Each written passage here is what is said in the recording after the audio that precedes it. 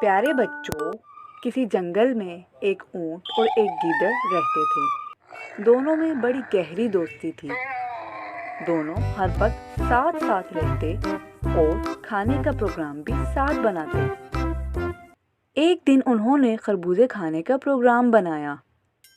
خربوزوں کا کھیت دریا کی دوسری طرف تھا۔ گیدڑ نے اونٹ سے کہا، دوست، تم تو دریا کے دوسرے کنارے پر پہنچ جاؤ گے، مگر میں کیسے جاؤں گا؟ اس پر اونٹ نے کہا، فکر نہ کرو، میں تمہیں اپنی پیٹھ پر بٹھا کر دوسری طرف لے جاؤں گا۔ دونوں دوست ندی کی دوسری طرف پہنچ گئے اور خربوزے کھانے لگے۔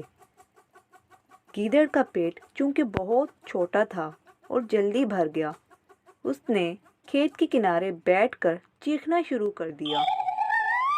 اونٹ نے گیدڑ کی منت سماجت کی اور کہا، دوست، ایسا نہ کرو، ایک تو میرا ابھی پیٹ نہیں بھرا اور دوسرا تمہاری آواز سن کر کسان آ جائے گا اور میری خوب پٹائی کرے گا۔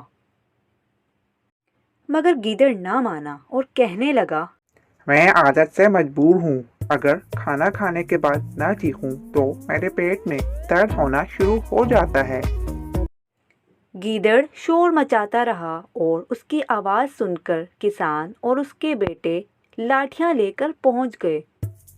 گیدڑ تو جھاڑیوں میں چھپ گیا، مگر اونٹ کو انہوں نے بہت مارا۔ مار کھانے کے بعد جب اونٹ دریا کے کنارے پہنچا تو گیدڑ اس کا انتظار کر رہا تھا۔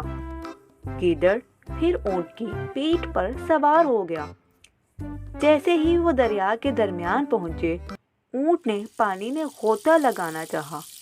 گیدڑ نے کہا، دوست، کیا کر رہے ہو؟ میں ڈوب جاؤں گا، ایسا نہ کرو۔ اونٹ نے جواب دیا، کھانا کھانے کے بعد اگر میں نہ نہاؤں تو پیٹ میں شدید درد ہونے لگتا ہے۔ یہ بول کر اس نے غوطہ لگا دیا۔ گیدڑ تیز لہروں میں بہہ گیا اور چند غوطے کھانے کے بعد ڈوب گیا۔ اس طرح گیدڑ کو اس کے کیے کی سزا مل گئی۔